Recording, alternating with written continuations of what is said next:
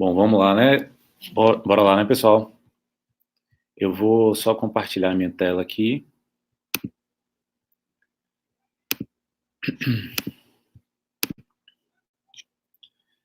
Para eu transmitir meu PowerPoint.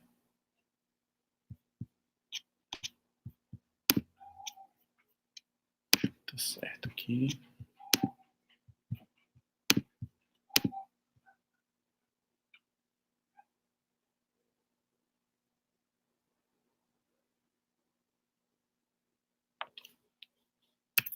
Se alguém puder me dizer se o áudio tá legal, se tiver ruim é só me avisar, beleza? Que aí eu dou um jeito aqui no microfone, certo? Bora lá. Então, o tema de hoje é como conseguir uma renda recorrente e passiva que te tire do sufoco no período de vacas magras, né? Então, a primeira coisa que a gente tem que entender é como que é uma renda de um autônomo. A pessoa que trabalha para ela própria, ela tem uma renda que oscila muito.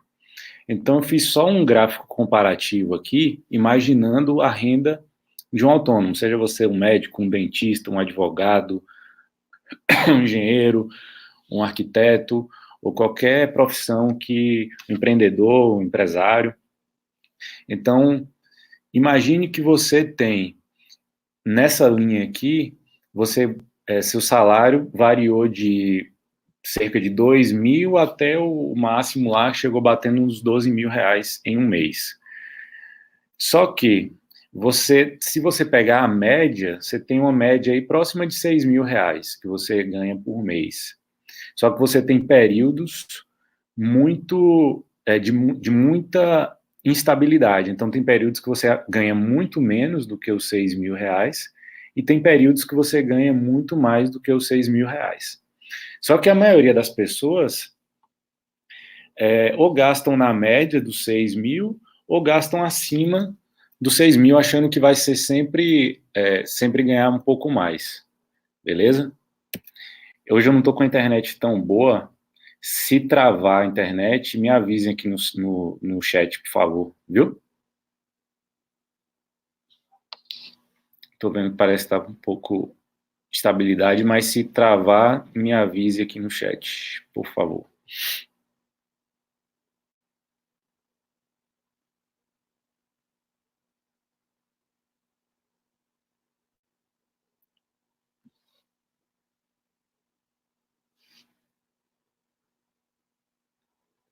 Tá tudo ok? Vocês estão me ouvindo direitinho? Porque aqui tá travando, não sei se a internet caiu, mas eu acho que não. Vou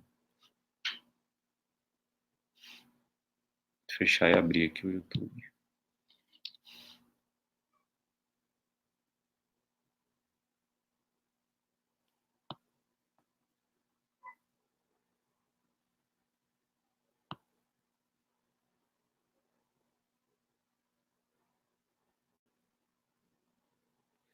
Bom, então, beleza, acho que não caiu não, tá certinho aqui.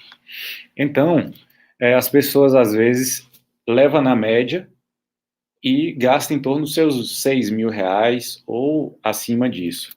Só que em períodos que você... Beleza, Neide, valeu, obrigado. Só que em períodos de baixa, você pode entrar em dívidas se você não tem uma renda passiva. Suponha que você determinou ali que sua média de gasto seja 6 mil reais por mês. Então, se você tem um período que você ganha 3, 2.500, é nesse período aí que você pode entrar em uma dívida porque você não tem uma renda de uma outra coisa, de um outro investimento, para suprir esses momentos aí de queda no seu faturamento. Então, o que é que você deveria fazer? Você deveria viver com custos abaixo da média, né? Se sua média, mesmo variando tanto, sua média for de 6 mil, o ideal é que você viva abaixo disso, 5 mil ou até menos, tá? Por quê? Porque se você ganhar mais do que isso, você tem muito dinheiro sobrando para você poder investir em algumas outras coisas que podem te gerar renda. Se você ganha abaixo da média, você ainda tem uma margem de segurança ali para ficar. Só que você ganha muito abaixo da média, você tem que ter alguma outra fonte de renda para te bancar. E nesse período, você tem que investir todos os meses, né? Se você gasta abaixo da média, você tem que investir todos os meses e você vai acumular patrimônio, beleza? E acumulando patrimônio, você tem que garantir uma renda desse patrimônio. Só que existe uma grande questão aí. Acumular patrimônio por si só não vai pagar suas contas, não vai te dar uma renda. E vejam bem essa história aqui que eu ouvi há um tempo atrás. Tinha um senhor que ele tinha mais de 20 milhões de reais em patrimônio, e esse senhor com patrimônio de 20 milhões de reais, ele estava endividado. E como que ele estava endividado tendo um patrimônio de 20 milhões de reais? Às vezes é surreal você pensar nisso, mas esse senhor, ele soube ganhar muito dinheiro, mas ele não soube usar esse dinheiro para dar tranquilidade para ele. Então ele tinha 20 milhões de patrimônio em passivos, em ativos não geradores de renda e bens ilíquidos. O que seria isso? Ele tinha 20 milhões de reais, sendo que tinha vários carros, então carro ele poderia, custa um valor, né, um patrimônio, só que não te dá dinheiro, ele te dá um custo, ou seja, o carro você vai ter que pagar o IPVA, você vai ter que pagar o seguro, você vai ter que pagar a gasolina, manutenção e várias outras coisas que o carro pode te dar. Então é um custo, ele tira dinheiro do seu bolso. Ele tinha uma fazenda avaliada em mais de 8 milhões de reais. Aí beleza, essa fazenda, o que é que tinha nessa fazenda? Dava renda a ele? Não. Essa fazenda ele tinha funcionários, né, para limpar a fazenda, piscineiro, jardineiro, uma série de funcionários que dava o quê? Despesa para ele, custo. Ele não usava essa fazenda como um ativo para gerar renda para ele, não, só tinha despesas. Da mesma forma, essa fazenda é um bem ilíquido, porque, por exemplo, se ele quer vender essa fazenda para transformar em dinheiro os 8 milhões de reais, a depender do local que ele tem essa fazenda, é um local, pode ser um local que ele não consiga vender tão fácil. E às vezes, mesmo ela sendo avaliada em 8 milhões de reais, por ser muito ilíquido, ele não consegue vender e consegue vender muito abaixo do valor que ela foi avaliada, por exemplo, né? Então, além da fazenda, ele tinha outros apartamentos que uma parte da família morava, ou seja, ele não usava também para rentabilizar, não alugava. Ele tinha casa de praia e deixava vazia, né, tendo custos com funcionário, com contas de luz e etc. Então ele era rico, entre aspas, em patrimônio, só que ele não soube usar para rentabilizar, para ter tranquilidade de vida, ou seja, patrimônio não paga suas contas, você tem que ter uma renda mensal que faça com que você pague suas contas e você não caia em problemas, beleza? Então vamos só conceituar aqui o que são ativos, que eu citei ali que ele tinha um patrimônio com ativos, bens ilíquidos, etc. Então ativos pode ser um bem ou qualquer coisa que faça te gerar renda. Então, ativo ele pode gerar renda e esse ativo ele pode te dar um ganho de capital, ou seja, uma valorização mais a renda. Por exemplo, um imóvel é um ativo que gera renda. Ele pode ser um ativo que te gera renda. Por quê? Porque ele valoriza com o passar do tempo e porque se você alugar ele, ele vai te dar uma renda mensal. Então, além da renda, ele valoriza com o passar do tempo. Tem os ativos que não geram renda. Esses que não geram renda só te dão um ganho de capital. Mas, a depender do ativo, ele pode ser um bem muito especulativo se ele não te gera renda, não te dá um ganho de capital. Tá? Eu vou falar um pouquinho mais para frente o que seria isso. Existem ativos também que podem te dar apenas proteção. E essa proteção não é para você ganhar dinheiro, mas é para você preservar o seu capital, ou seja, você ter ali aquele bem seguro ali para você não perder dinheiro, para você manter o poder de compra e preservar o dinheiro para você usar com outras coisas que você queira, beleza? E existem os passivos. Passivo é tudo aquilo que tira o dinheiro de você. Às vezes, você tem, no mesmo bem, você pode ter um ativo e um passivo. Tá? Por exemplo, se você tem um carro e você usa esse carro para o seu dia a dia, esse carro é um passivo para você. Por quê? Porque ele vai te gerar custos de PVA, custo de manutenção, custo de combustível, etc. Mas se você tem um carro que você usa para trabalhar, por exemplo, se você é um Uber, ou se você é um taxista, esse carro é um ativo, porque você usa ele para ganhar dinheiro. Então, quando você diminui ali todas as suas receitas com o seu trabalho de Uber ou de taxista, e diminui pelos seus gastos, e você tem uma receita positiva, um dinheiro que sobra, então você teve lucro, ele vai ser um ativo para você. A mesma coisa é uma casa. Se você tem uma casa que você compra um apartamento, uma casa para alugar, então ela vai ser um ativo para você, porque você vai ter uma renda e ainda vai ter a valorização do imóvel. Mas se você usa ela para morar, ela pode ser um passivo para você. Apesar dela estar valorizando, a sua intenção não é vender, então você nunca vai usar esse capital se você não vai vender. Então, ela passa a ser um passivo porque você tem os custos que essa casa vai te gerar. Beleza? Aí você pensa, beleza, então qual seria o investimento que pode te dar renda? A poupança seria um investimento para te dar renda? Então vamos pensar o seguinte, em 2019, a gente teve uma poupança que pagou, no acumulado geral, né, no ano inteiro, ela pagou 4,34% no ano de rendimento, certo?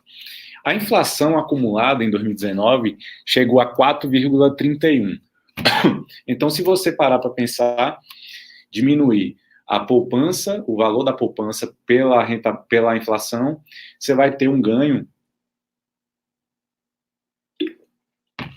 positivo no ano de apenas 0,03. O que é isso?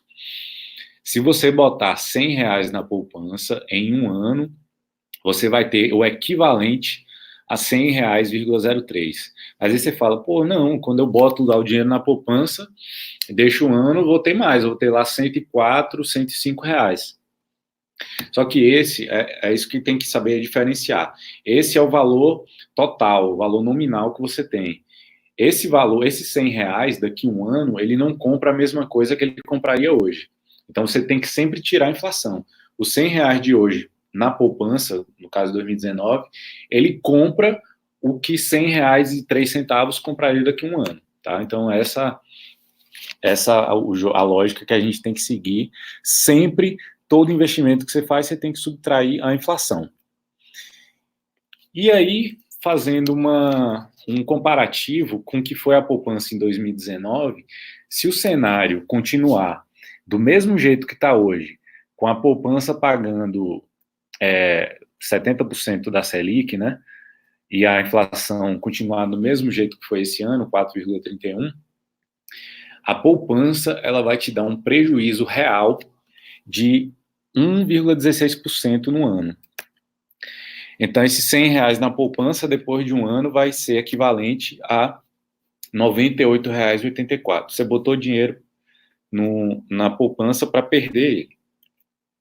Então, nesse caso, o que seria? A poupança, em 2020, se você deixar seu dinheiro na poupança e continuar nesse mesmo cenário que a gente tem hoje, de 3,15% de poupança com a Selic nesse mesmo patamar, e a inflação de 4,31%, a poupança vai ser um passivo, ela vai tirar o dinheiro do seu bolso. Apesar de você ver um número lá, mais do que R$ 100, esses R$ 100 vai valer muito menos por conta da inflação, beleza? Então, suponha que eu fiz uma simulação aqui, se você tem R$ 1 milhão aplicados na poupança. Aí você acha que você pode consumir tudo o que a poupança vai te render ali, que hoje dá 0,27% ao mês. Então, se você consumir tudo que a poupança te deu a rentabilidade ali, que dá 2.700 por mês, esse 1 milhão daqui a um ano, ele vai valer 988 mil. E aí você vai lá continuar pegando os 2.700. Vai chegar uma hora que esses 988 mil não vai valer mais nada. Chegar uma hora que você vai querer comprar, fazer uma feira do mês com esses 2.700, que lá na frente não vai valer quase nada, daqui a alguns anos não vai valer quase nada, e você não vai conseguir nem fazer, nem comprar quase nada com esse valor, porque o dinheiro, ele vai perdendo valor no tempo. Então, você tem que ter ativos que te dão valor no tempo, que te gera valor acima da inflação, beleza?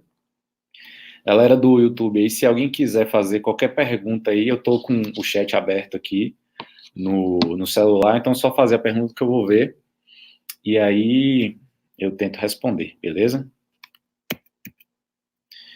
Então, o que é importante também? As pessoas acham que a poupança tem uma liquidez diária. O que é liquidez diária? É você aplicar em um ativo e você pode resgatar ele a qualquer momento que você vai ter o retorno naquele período que você aplicou. Mas a poupança, ela não tem liquidez diária. Por que eu te digo que ela não tem liquidez diária? Ela tem uma liquidez ilusória. Por quê? Porque se você bota seu dinheiro ali na poupança, o banco, ele vai ganhar dinheiro todos os dias de você. Porque seu dinheiro está lá emprestado por banco, ele pegou esse seu dinheiro, investiu lá em tesouro direto, em títulos públicos, e ele vai ganhar dinheiro todo dia. Só que o banco, ele só vai te pagar a cada 30 dias. Então, se você botou o dinheiro na poupança, deixou ele lá durante 15 dias e tirou, você botou 100 reais, deixou 15 dias e tirou, você vai tirar 100 reais, não vai ter rendido nada. Então, você só rende a cada 30 dias. Por isso que ele não tem liquidez diária, ele tem uma liquidez mensal, a cada 30 dias. Vamos fazer uma simulação agora do Tesouro Selic em 2019. O Tesouro Selic em 2019, ele teve um acumulado, ele rendeu no ano inteiro 4,62% no ano. Essa rentabilidade já é uma rentabilidade líquida, tá? Tirando imposto de renda, tirando as taxas todas que estão aí, já é uma rentabilidade líquida. A inflação foi de 4,31% no ano. Então, ela teve um ganho acima da inflação de 0,31% no ano. Um ano inteiro, você só teve um ganho de 0,31% acima da inflação. Esses 100 reais no Tesouro Selic, depois de um ano, iria ser equivalente a 100 reais e 31 centavos. Ou seja, esse Tesouro Selic de 2019, ele manteve o seu poder de compra, praticamente 30 centavos ali de lucro, mas ele manteve o seu poder de compra. Você não ganhou, você não perdeu, tá? Isso foi em 2019. E como é que seria o Tesouro Selic em 2020 se esse cenário se mantivesse da mesma forma? O Tesouro Selic ia render líquido 3,75% no ano. Por quê? Porque você fala, não, hoje a Selic está 4,5% no ano. Mas 4,5% no ano é a rentabilidade bruta. Depois você tem que tirar o imposto de renda e você tem que tirar as taxas que a bolsa, a B3, cobra de você, certo? Então, ficaria líquido 3,75% no ano. E a inflação, se mantiver nesse mesmo cenário, dá 4,31% no ano. Você vai ter, em 2020, um prejuízo de 0,56% no ano. Ou seja, seus 100 reais no Tesouro Selic, depois de um ano, ia ser equivalente a R$ 99,44.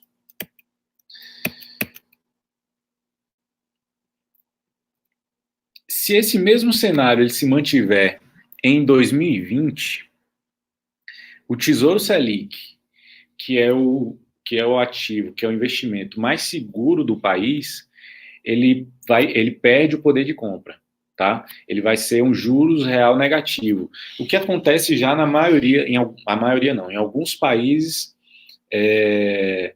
como o Japão e na Alemanha, se eu não me engano, você já tem juro negativo. Você bota seu dinheiro lá, quando tira a inflação, você tira menos do que você botou.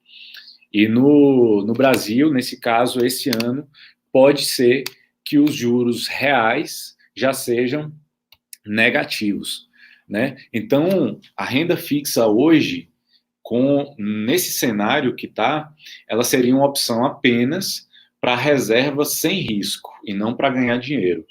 Então, é melhor você deixar, se você não quer correr risco nenhum, é melhor você deixar no Tesouro Selic do que embaixo do colchão. Porque na Selic, pelo menos, você vai ter ali um acréscimo de um percentual para não ficar tão abaixo da inflação do que se você deixar lá embaixo do colchão. Beleza? Pois é, Neide perguntou como ficam as reservas de emergência nesse caso. Perdendo dinheiro, qual a alternativa? Pois é, Neide, é o seguinte, reserva de emergência é para não correr risco. E para não correr risco, você tem que ganhar igual a taxa livre de risco. Qual é a taxa livre de risco do país hoje, do Brasil? É o CDI, é a Selic, que é 4,5%. Tudo que é acima de 4,5%, você está correndo risco. Tá? Então, reserva de emergência é para não correr risco. É para quando você precisar, o seu dinheiro está ali para te servir. Então, se você quer ganhar mais do que isso e corre o risco para ganhar 6, 6,5%, 7%, na hora que você precisar dessa reserva de emergência, você pode ter uma oscilação negativa e perder mais dinheiro ainda. Então, reserva de emergência é sem risco. Sem risco é 4,5%, é Tesouro Selic, não tem o que pensar.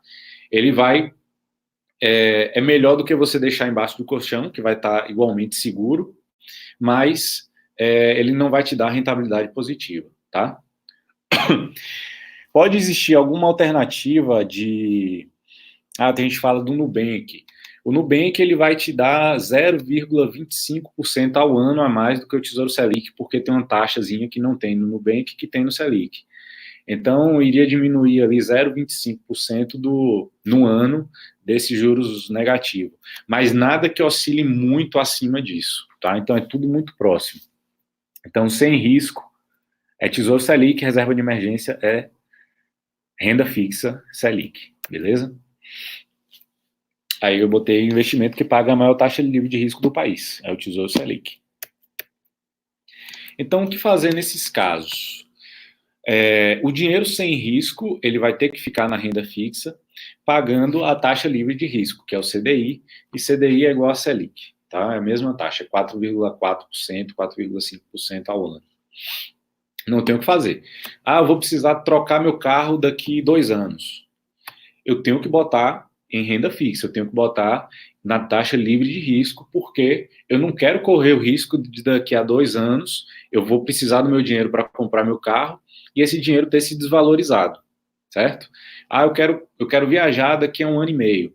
Então, já comprei a passagem, botei meu dinheiro para render um pouquinho, para eu gastar lá. Eu não quero correr o risco de, quando eu precisar desse dinheiro, eu vou buscar nele lá, se eu botei com risco, e ter menos do que eu coloquei. Então, sem risco é CDI. Todo dinheiro com rentabilidade acima do CDI, acima da Selic, com certeza vai ter risco. Então, se alguém chegar e falar para você, tem aqui um investimento que vai te pagar 7% ao ano sem risco. É mentira. 7% ao ano você pode conseguir, claro que pode, mas vai ter um risco embutido ali, vai ter oscilações no preço e você corre alguns riscos de perder dinheiro, inclusive. Beleza? Então, mas eu pergunto, o que é mais arriscado? Primeira coisa, quando a gente vai precisar do dinheiro, que a gente tem um prazo para usar esse dinheiro, tem que ser renda fixa, tem que ser Tesouro Selic, e não pode inventar muito ali, não. Mas quando você quer renda, quando você quer acumular dinheiro, quando você quer acumular patrimônio e te dar uma renda muito, muito, muito bacana, muito boa. O que é mais arriscado? É você não tomar risco e ir perdendo dinheiro ao longo do tempo, ou você tomar risco e ganhar muito dinheiro no longo prazo? Porque qual é a definição de risco? Qual é a definição de... O risco é você ter uma oscilação de preços muito grande no curto prazo. Só que quando você pega essa oscilação no curto prazo e leva ela, transfere para o longo prazo, você está sempre tendo uma rentabilidade. Você não pode correr esse risco em pequenos espaços de tempo, mas no longo prazo você tende a ganhar muito dinheiro, beleza?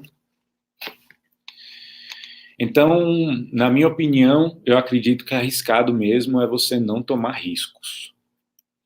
Porque se você não tomar risco, você nunca vai ganhar dinheiro, pelo menos com investimento. E se ganhar dinheiro fora de investimento, você ganha muito dinheiro no seu trabalho, você tem uma renda muito boa, mas beleza. E se você passar por uma dificuldade, se você não tiver, se essa renda te faltar, você não vai arriscar o seu dinheiro, você não vai ter um investimento bom que te proteja e te dê uma renda bacana ali. Então, se você não tomar risco com seus investimentos, você não vai para frente. E qual é a solução para ganhar dinheiro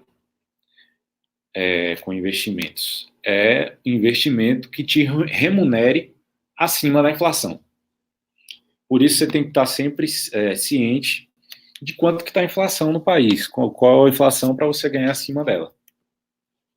Aí você pensa, muita gente falando sobre ouro, por exemplo, o ouro, vou investir em ouro. Será que o ouro é uma boa opção de investimento para te dar renda? Vamos lá. O ouro, ele é um ativo de proteção, tá? Por que é um ativo de proteção? Voltando muito tempo atrás, quem tinha ouro ia lá, tipo, não ia no mercado com a barra de ouro para comprar pão, por exemplo. Então, eles pegavam ouro, depositavam no banco, e o banco dava como se fosse um recibo que vale tanto de ouro ali. Então, sei lá, ele tinha um recibo que valia R$ 200. Então, ele pegava esse recibo, depositava o ouro e ia gastando esse recibo com as compras que ele ia fazendo. Só que esse recibo, ele estava lastreado no ouro, o ouro que estava depositado lá no banco. Então, mesmo que esse recibo tinha um ouro físico lá, certo? Com o passar do tempo, depois lá da Primeira Guerra Mundial, foi deixando de usar o ouro para passar a usar o papel moeda sem o lastro no ouro.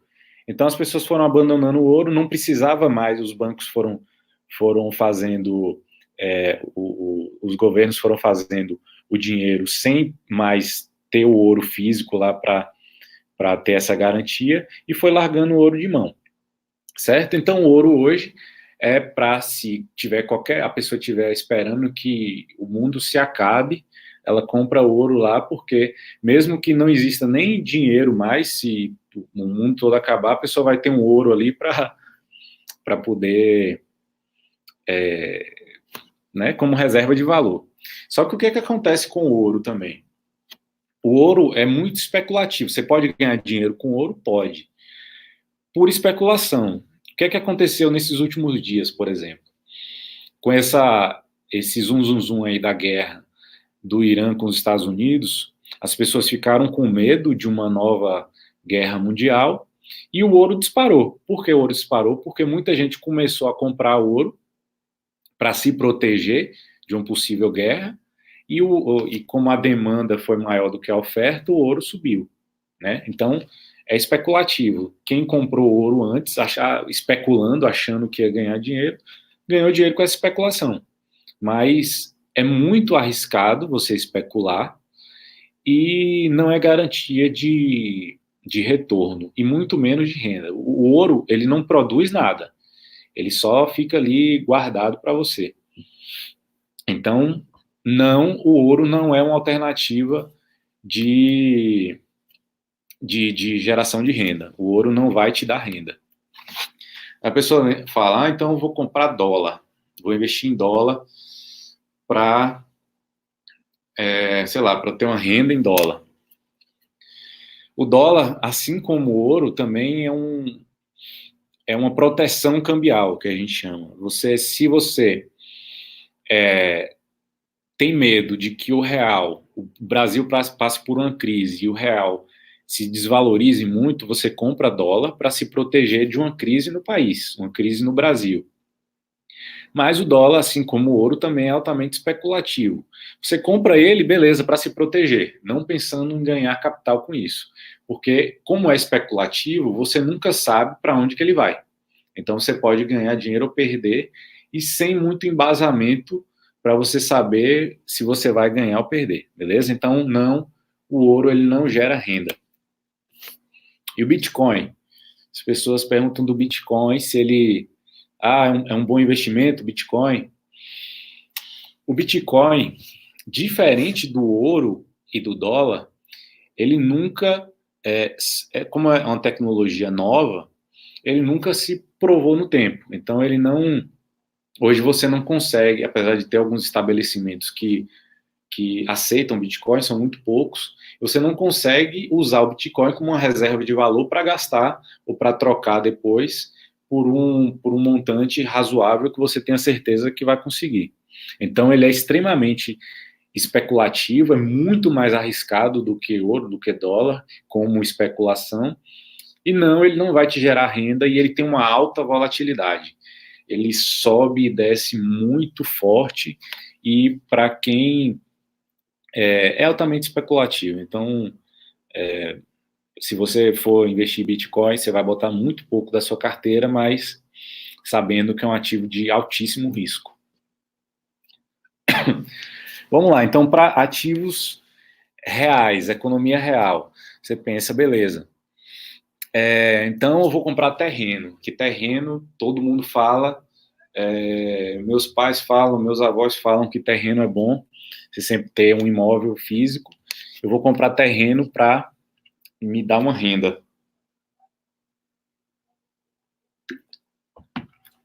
Primeira coisa, o terreno ele não vai pagar suas contas, porque o terreno ele está ali e ele não vai te gerar renda. Segunda coisa, quando você compra um terreno, você tem um gasto de energia enorme. Primeiro, pesquisando qual terreno você vai comprar. Segundo, com burocracias de, sei lá, documentação, uma série de coisas que vai te dar dor de cabeça para você pesquisar e conseguir comprar. Terceiro ponto, ele tem uma liquidez baixíssima a depender do local que você compre, né? Comprar um terreno numa cidade do interior, uma cidade com poucos habitantes, para vender esse terreno, mesmo que ele, em teoria, se valorizou, você não vai conseguir vender ele pelo valor real, porque ninguém vai querer comprar. Então, você vai pagar, você vai ganhar o que a pessoa quiser te pagar. Então, às vezes, você perde dinheiro. E se for um terreno numa cidade grande, bem localizado, você vai ter que pagar uma fortuna para comprar um terreno desse tipo, certo? E ele é especulativo, por quê? Você compra o terreno esperando que ele se valorize para poder vender. Mas e quanto que ele vai valorizar? Você compra o terreno sem saber quanto que ele vai valorizar, só esperando que ele valorize. Quando que ele vai valorizar? Você não sabe quando. E por que ele vai valorizar? Porque a cidade vai crescer, porque, sei lá, por qualquer motivo que seja que você está esperando, você nunca sabe se isso vai acontecer de fato. E se acontecer, às vezes pode durar muitos anos, você pode esperar muitos anos para que isso aconteça. Então você compra imaginando uma possível valorização e venda, e se não valorizar, você não teve essa renda durante todo esse período. Então, foi um péssimo negócio para você comprar esse terreno. Aí, beleza, terreno não é um bom negócio, então vou comprar um apartamento para alugar, beleza? Então, alguns exemplos de apartamento que eu pesquisei essa semana, o valor do apartamento e o valor do aluguel. Tem um apartamento que a venda dele é 2.400.000 e o aluguel mensal é 6.500. O que significa isso? É 0,27% ao mês mais a inflação. Por quê? Porque os contratos de aluguel, eles são sempre corrigidos pela inflação, tá? Então, todo ano vai ter um reajustezinho da inflação. Então, você sempre ganha acima da inflação. Só que 0,27%, se você for comparar, é um investimento de pequeno retorno, tá? Apesar de ser acima, 0,27% acima da inflação, ainda assim é pequeno retorno. E ainda você pode ter o ganho de capital. O seu apartamento ele pode estar valorizando nesse período, certo? Um apartamento que custa 1.220.000, ele pode ser alugado por 5.000, isso dá 0,41% mais a inflação e mais a possível valorização do apartamento. Um apartamento de 2.200.000, ele estão pedindo de aluguel 12.000, isso dá 0,54% ao mês mais inflação, mais o ganho de capital. Beleza, esse terceiro, o dono está até pedindo um valor que seria interessante, mais inflação. Mas primeiro ponto, será que ele vai conseguir alugar? Segundo ponto, se eu não me engano, esse apartamento ele estava todo mobiliado. Então, apartamento todo mobiliado, você vai gastar muito mais do que só o valor do imóvel, você vai gastar com toda a decoração e os móveis de dentro do apartamento. E terceiro ponto, você tem que ter muita grana, né? 2.200.000 para colocar em uma coisa só para ter esse rendimento. Então, quais são os ativos geradores de renda? Apartamento seria interessante em alguns casos, mas você tem que ter muito dinheiro para jogar de vez ali para conseguir ter uma renda. Os verdadeiros ativos geradores de renda podem ser imóveis prontos e que podem ser alugados por empresas ou para outras pessoas. E que imóveis são esses? São galpões, são shoppings, são hospitais, escolas, lajes corporativas, prédios inteiros, e você compra através de fundos imobiliários. Um outro ativo gerador de renda são empresas que vendem serviços ou produtos e geram renda e distribuem para os sócios. E você compra a participação nessas empresas através de ações. Então, vamos lá. Imagine que o fundo imobiliário ele pode ser um imóvel de alto padrão, né? Você nunca compra um apartamento simples, né? Para um fundo imobiliário, você tem sempre imóveis AAA, que chama, é um imóvel classe A. Por isso, pelo fato deles serem classe A, eles vão te pagar um aluguel acima da média, corrigidos pela inflação sempre, e você vai ter a valorização do imóvel.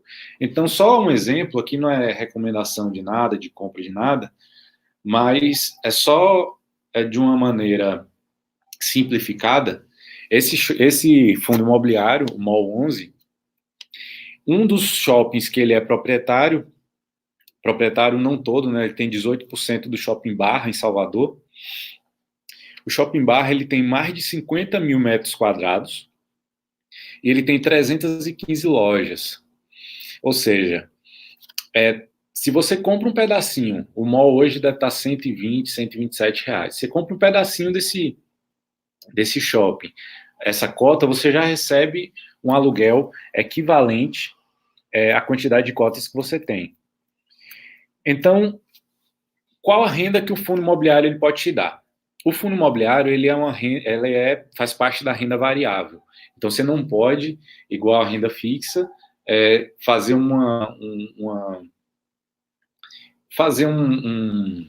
ter uma previsão exata de quanto você vai ganhar. Mas eu vou te dizer o quanto que o MOL 11 deu para o investidor em 2019, que foi o último ano, então dá para a gente ter uma noção. Em 2019, ele teve mais de 27% de renda mais valorização. Somando renda e valorização, ele te deu mais de 27%. Enquanto que a inflação foi 4,31% no ano. Ou seja, o retorno em um ano foi de 22,69% acima da inflação. R$ 100 no MOL 11, depois de um ano virou o equivalente a 122,69. Tá? Então você teve um retorno espetacular. E com relação às ações que são listadas na Bolsa, normalmente elas são as maiores empresas do Brasil. Já se provaram no tempo, elas têm décadas de existência, elas faturam milhões de reais, a grande parte delas, né? Algumas dão prejuízo. Então essas empresas, elas têm funcionários, elas produzem, elas vendem, elas geram receitas, têm lucro e distribuem para os acionistas, tá? E esse acionista pode ser você e ter uma parte desse lucro. E o bom da diferença das ações para os fundos imobiliários é que esses lucros, eles crescem acima da inflação, enquanto que no fundo imobiliário, normalmente, você vai ter ali uma renda reajustada com a inflação anualmente. Normalmente, as ações de empresas boas, o lucro cresce acima da inflação, ou seja, todo ano você está enriquecendo muito mais do que somente o ganho da inflação ali em cima disso. E aí sua renda vai aumentando, consequentemente, ano a ano, acima da inflação. Então, para vocês terem noção, essa é uma empresa de energia elétrica, negociada na Bolsa, com o nome de Taesa. Ela é uma transmissora de energia elétrica. Quando vocês olham aquelas torres enormes de energia, a Taesa é dona de boa parte dessas linhas de transmissão no Brasil. Então, comparando a Taesa com a inflação em 2019. Só em 2019, só para salientar também, a Taesa é uma empresa de energia que tem contratos de longo prazo, muito longo prazo, já tem uma receita mais ou menos fixa ali, de ano a ano, e é uma empresa muito segura, uma das empresas menos arriscadas da Bolsa. Então, eu peguei esse exemplo de propósito, também não é recomendação, não é nada disso, é só só um exemplo. Então, é uma das empresas mais seguras da Bolsa. E mesmo assim, sendo uma das mais seguras da Bolsa, lógico, tem risco por ser empresa, mas ela teve uma valorização, juntando renda e valorização, de mais de 34% nesse ano, 2019. Então, quando você tira a inflação, você teve um ganho acima da inflação, um ganho real de 29,69% em um ano. R$ 100 na Taesa, depois de um ano, foi o equivalente a 129,69 centavos. Beleza? Então, qual desses investimentos que vocês escolheriam para vocês, entendendo agora como é que funciona a inflação, entendendo como é que funciona a taxa livre de risco, tudo que é acima da taxa livre de risco você vai ter um risco, sabendo que patrimônio não gera renda, patrimônio ele tem que estar alocado em ativos que te geram renda e não em passivos. Então, sabendo disso, qual desses investimentos, todos que eu citei, você ficaria?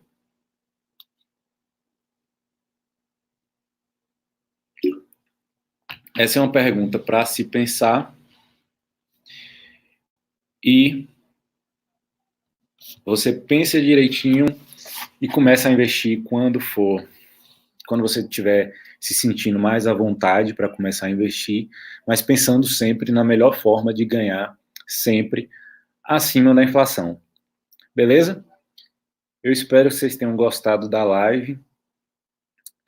Se alguém tiver alguma dúvida ainda, pode me fazer uma pergunta que eu respondo.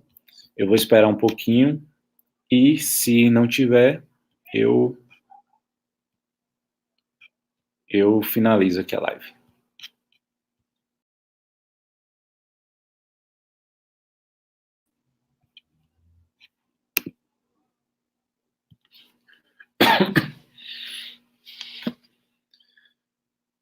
Boa, Neide. Eu também gosto muito de FI e gosto muito de ações também. É a categoria de investimento que eu mais me identifiquei e e o que eu menos tenho dor de cabeça e é a mais fácil de investir e a que tem maior potencial de investimento.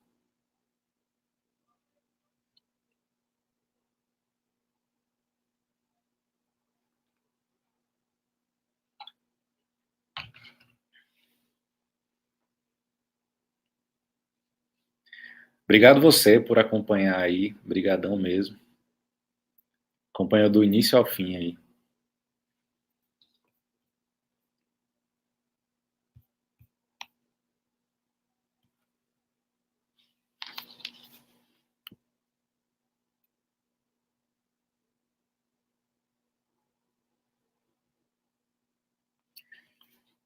Beleza, galerinha?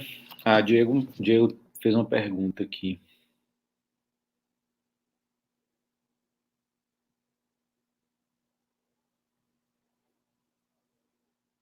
Bom, qual o código da ação da Taesa? A Taesa, ela tem tanto preferencial quanto ordinária, só que elas não têm liquidez nenhuma na preferencial e na ordinária. No caso, TA é 3 e TA é 4.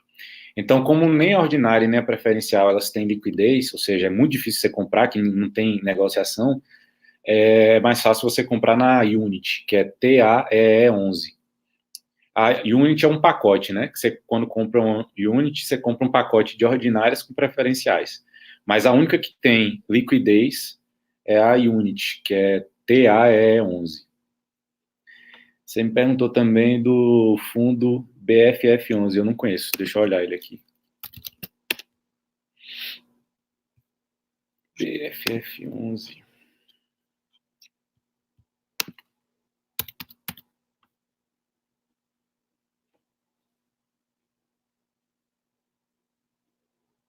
Deve ser o IBFF11, né? Que você falou. Tá faltando uma letra. Eu já vi aqui que ele é um FOF. Não sei se você sabe o que é um FOF. Eu não sei nada desse fundo aqui, é a primeira vez que eu estou vendo ele.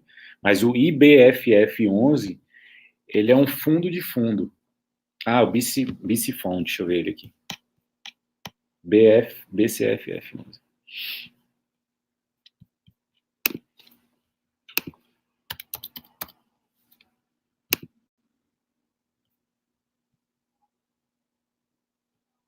O BCFF11 também é um fundo de fundo. Fundo de fundo nada mais é do que um fundo imobiliário compra cotas de outros fundos imobiliários. Qual é o problema e por que eu não gosto de fundos de fundos? Porque você paga taxa duas vezes. Porque você paga as taxas desse fundo que você investe, no caso BCFF11, você paga a taxa de administração para ele, e ele ainda paga a taxa de todos os outros fundos que estão listados ali, que faz parte dele. Então, se você pode comprar o fundo que ele compra diretamente, é melhor que você compre ele diretamente, porque você foge dessas duas taxas, entendeu? Então, eu não invisto em fundos de fundos por causa disso.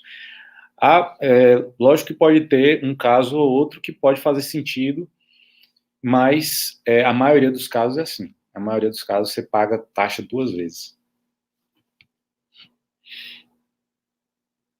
Consegui esclarecer, Diego? Qualquer coisa você me manda de novo. Ele perguntou aqui sobre FII. O dinheiro investido nas cotas não acaba ficando preso? É preciso muito dinheiro em cotas de FII para gerar uma boa renda passiva. Se o FII desvaloriza, não corre risco de ninguém. Não corre risco de ninguém querer comprar suas cotas e você perder dinheiro? Bom, primeira pergunta de Neide. O dinheiro investido não acaba ficando preso? Não. O dinheiro investido, você tem, todos os fundos imobiliários, a maioria deles, eles têm uma boa liquidez. Então, você pode comprar e vender quando você quiser, tá? Mas, como é renda variável, a gente não pensa no curto prazo. Por exemplo, você jamais compraria um fundo imobiliário para fazer de reserva de emergência, porque ele oscila. Então, mesmo pensando no longo prazo, por algum motivo, você pode precisar vender. Mas quando você precisa vender, você vende a qualquer momento, é só apertar um botão que você vende, tá? A questão é que a venda do fundo imobiliário, você vai te gerar um imposto de, se eu não me engano, é 20% sobre o lucro que você teve. Então, uma venda de um fundo imobiliário, você paga 20% de imposto sobre o lucro. Mesmo assim, você está lucrando, tá? Mas é bem líquido e você consegue vender. E aí você pergunta, é preciso muito dinheiro em cotas de fundo imobiliário para gerar uma boa renda passiva. Concordo com você, só qual é a questão? A partir do momento em que você compra de cota em cota e vai reinvestindo esse rendimento mensal, isso forma uma bola de neve. Isso é o juros composto. Juros compostos vai te dar um crescimento ao longo do tempo, um crescimento exponencial. Então, faz toda a diferença você começar com pouco e reinvestindo esses lucros, porque no tempo ele vai te dar um ganho extraordinário. Diferente de um apartamento que você tem que juntar esse dinheiro ou fazer até um financiamento, pagar a taxa de juros, e no final você ia ter lá um apartamento velho valendo menos do que nesse caso de um fundo imobiliário, que vai estar te gerando renda desde os primeiros R$ 100. No apartamento você não consegue com R$ 100 já produzir algum tipo de renda, beleza? Se o FII desvaloriza, não corre risco de ninguém querer comprar suas cotas e você perder dinheiro. Não, se o FII desvaloriza, você só vende se você quiser. Uma pessoa não chega e compra seu fundo imobiliário sem você permitir, não. É seu, está em sua custódia, você só vende se você quiser. Qual é o interessante dessa questão de desvalorização e valorização? Se o fundo imobiliário, suponha que uma cota de um fundo custa R$ 100, ele está pagando, sei lá, R$ 1 por mês por cota. Então, você compra ele a R$ 100, você ganha R$ 1 por cota todos os meses. Então, você está ganhando 1% ao mês, certo? Se esse fundo cai para R$ 90 e ele continua pagando mesmo R$ 1 por cota, se você comprar ele a R$ 90, você vai estar ganhando mais do que 1% ao mês, porque você está comprando a R$ 90. Entendeu? Então, se ele cai, se ele desvaloriza, e ele, lógico que ele tem que continuar bem bom, né? O gestor tem que continuar competente, produzindo resultado. E se ele cai, você compra mais porque você vai potencializar essa renda, né? Porque a renda com relação ao preço que você pagou vai ser muito maior do que aquela que estava anteriormente. Beleza?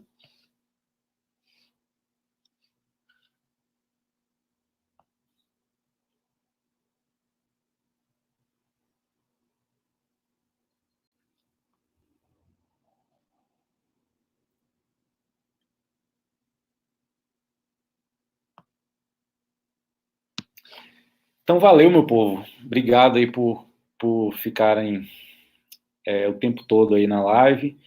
Obrigado pelas perguntas. E toda segunda e quinta eu vou tentar fazer uma live no mesmo horário, sempre às 7h30, 7h37, 7h27. E então toda segunda aí com assuntos diferentes, com assuntos variados, principalmente assuntos que vocês mais têm dúvida, né? Se vocês tiverem assuntos também que vocês têm muita dúvida e querem que eu faça uma live específica sobre isso, me manda lá no Instagram, no direct, alguma coisa, e aí eu vou tentar bolar uma live sobre isso, beleza? Então, quinta-feira vai ter outra live, e segunda-feira eu vou fazer uma live, uma super live, né? Segunda-feira, nesse mesmo horário, uma super live, e aí mais para frente eu passo o conteúdo dessa super live para vocês, certo? Então, até quinta-feira, um abraço e até mais.